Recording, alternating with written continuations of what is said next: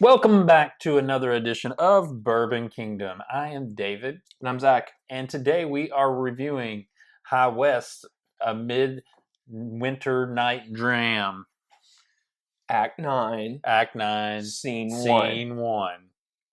It's So, way too much to talk about. so, if you've been following pretty much any other YouTube channel, or at least the bigger ones that all went out there for their big, party with the Bourbon Junkies, basically, and had a big powwow and was able to review this, we're just now getting it. Yeah. And I'll be honest with you, didn't get it from anywhere around here because this thing, like the Kentucky area, it's very hit or miss. I normally see one or two a year, and normally it's like in some kind of lottery or you have to go wait in line somewhere. It's a super cool looking bottle. And it is a super cool looking bottle. But anyways, really quick. So this is made by High West. This is a 98.6 proof. Age, I have no clue what it is. I looked and I looked and I looked and I couldn't find it. Mash bill. So basically this is a Rendezvous rye finished in a ruby and like something else kind of port finish barrel. I don't know what it is. Is it A tanny port. Tanny port? Is that what it is? Yeah. I can't remember. And it's finished for like another 1 to 2 years. So, and the MSRP for this is $100. Now, I didn't pay that for it. I actually paid a little bit more because I have heard nothing but good things for this. I am a big old school High West fan. Actually, I still have a couple bottles. I have some Yippee-Ki-Yays. Yeah. I have some old, I have some older picks that are just money. They're very old MGP stuff. And that's kind of the thing with High West. Their stuff is still good, but it's not as good as what it was because of if we're being honest, it's just not that old MGP. But they don't make that stuff anymore. Nobody has old MGP to get, realistically. Well, and at some point, these places, once they get old enough, they should be doing their own Sure, stuff. they should be. But there's just we just don't ever. And to tell you how good they are, that's the truth. That's true. That's true. Well, and there's a couple of places. I'm not saying High West is one of them. There's a couple of places that I don't drink anymore because they're not getting their stuff from MGP, and it's just not as good as what it was. Yeah. It's also more expensive with a lot of these places. So anyway, I have honestly not, like, the first 4 releases of this was money. It was awesome. And then like the last couple, I have not been honestly big fans of. I think I gave away every bottle I had out of those last few releases I got. So I'm very much looking forward to this and looking forward to what you actually think. Because you've probably never had anything like this before, if I'm being honest with you. I mean, to be honest with you, it smells like it's been aged in wine bottles. I mean wine barrels. Wine barrels. Well, that would be the That would kind of be the whole thing with it. Yeah. So that's the thing that stands out to me. It has a very. It definitely has a very wine smell to it. Before I make a comment to that, let me just go ahead and tell you guys. Go ahead and give this video a like. Go ahead and leave us a comment. Let us know if you think this bottle has been aged in wine bottles. Well, we know. Listen, we've done a couple videos tonight already, so a little bit. And go ahead and subscribe to the channel if you already haven't. So, anyways, love the support from every single one of you guys. The truth is, like, it has some berry smells in there. I'm not sure what that is, but it's a. You don't know what kind of berry? Yeah, it's like it's got like a berry smell to it. Or you just didn't know what a berry was. No, I know what berries are. Is this going to go off the rails like the last video? It's my turn. Yeah, there we go. So whenever I smell this, I smell some cherry in there too. I literally picture myself with this kind of Glen, maybe not from Heaven Hill, but a Glen. What about a Bourbon Kingdom one? That I would. Yeah, for sure. I'm sitting next to a nice little campfire, or not campfire, but like a fire in like a fireplace. Yeah. Nice little Christmas tree. Maybe some Christmas decorations. Maybe a little Christmas music playing. Like, this is, to me, whenever you're thinking of rye, whiskey, bourbon, whatever for the holidays, right there. Thank you very much. Next thing you know, he's going to be reading you a Christmas story here. I mean, honestly, I should. Because this is, I personally think this is great. this literally, like, there's the nose is so awesome and unique. There's this really nice like fig kind of like smell to it, and marshmallow and cherry and chocolate, and it's awesome. It's so nice. I don't think it drinks as good as those first few releases that they had. This takes me back to that, and I love it. I've not had anything from High West, so this is all new territory for me. Sounds about right. Yeah. So, it is what it is.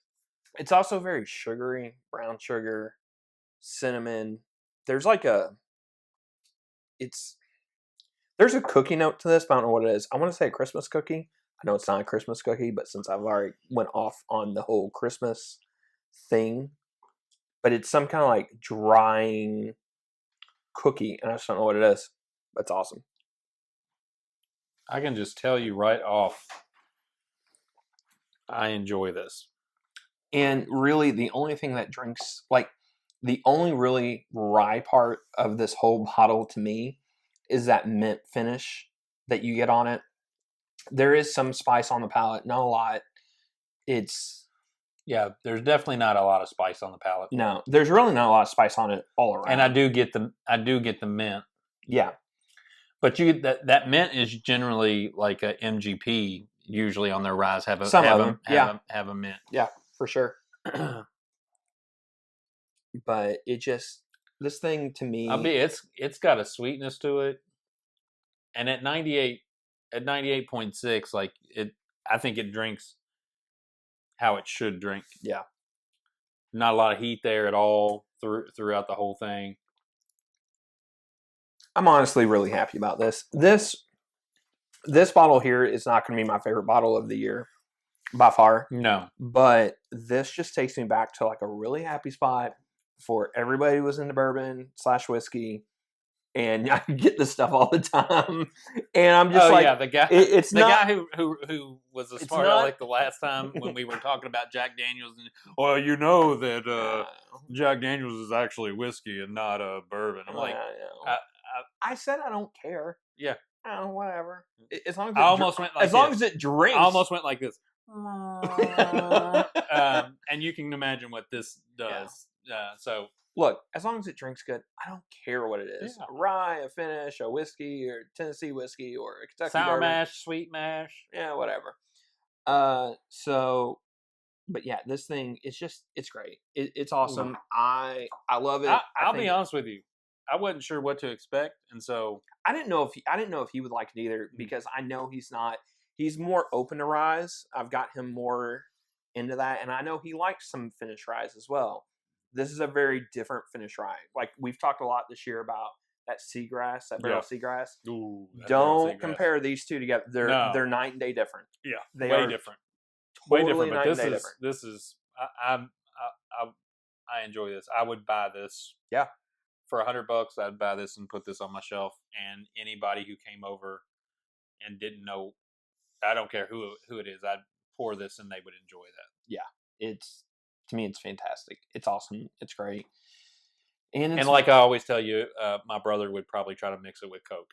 I would slap Chris because that's what he does. That's true. I would slap him. If he ever watches any of this stuff, as much as Zach has been working on me with ryes, I've been working on my brother with like drinking bourbon without Coke in it. Not that there's a time and a place for totally. a good bourbon and Coke, but not that one though.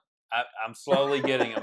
He'll come to my house and I will be like, "Hey, I'm going to put this on the rocks, and you're gonna drink it, and you're gonna enjoy it." And he'll be like, "Yeah, that's not bad." There we go. It tastes better with Coke, but sure. All right, but everybody's got to start somewhere. So you recommend this as a buy? Yeah, because the chances of this being at a bar and you trying it are slim to none. At least for us around here. Yeah. I know actually more out west you can find a lot more of these and stuff like that. But yeah, I definitely recommend this. I enjoyed it. I was torn because this is such a unique thing and a unique profile. I'm torn between telling people to buy it or to try for sure. I'm going to say personally, if you are a fan of ryes, I definitely recommend buying this. If you are not a fan of ryes whatsoever, then I would say try it, because I wouldn't want to pass it up on a bar because it's so different and unique from what you'll get. But it doesn't drink like a rye. No, not at all. But Yeah. but it's important though to I think just to kind of like check this off Sure. on your little like internal database of everything you've been drinking and trying and stuff like that. Because also High West, this is the premium from High West, like realistically. Yes. And they still make a lot of great products. So and for all the people out there who are around the distillery who get like the distillery only release stuff, like they already know how great this stuff is. Yeah.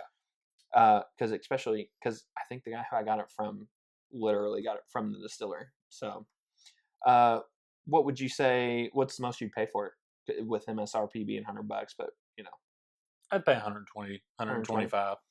I think it'd be worth that. I mean, because if you get it out here, I mean, it's been shipped out here, and if you're lucky enough to find it on a shelf somewhere, they've got their markup too. So 125, 130 bucks. I think I'd definitely be willing to pay that. And I'm not saying that what you paid for it was bad. Oh, I'll tell you all right now. I paid $200 for it. Yeah. So, but I wanted to get it because literally everybody who I had talked to who had got this, we all had the same thoughts and feelings about the previous releases. Yeah, and I was looking for it. Well, I was in Colorado a couple of weeks ago. Oh yeah, I called him and I said, "Hey, and I was looking for it and I couldn't find it. Can you go to the distillery?" And he's like, "No, it's a little far." I said, "That's not what I asked." So, but no, it's great. Yeah, I recommend it. I think if you're a rye fan, and I think especially if you're a High West fan, I think you can find it for around $200 a little less. I don't think it's crazy if that's something that's within your price range and to treat to you, and you can go there. I definitely think though around 150, maybe a little above that, that's more than reasonable for it. So, but yeah, I think that's all we got. Yeah. So, well, till the next time, we'll see you. Cheers.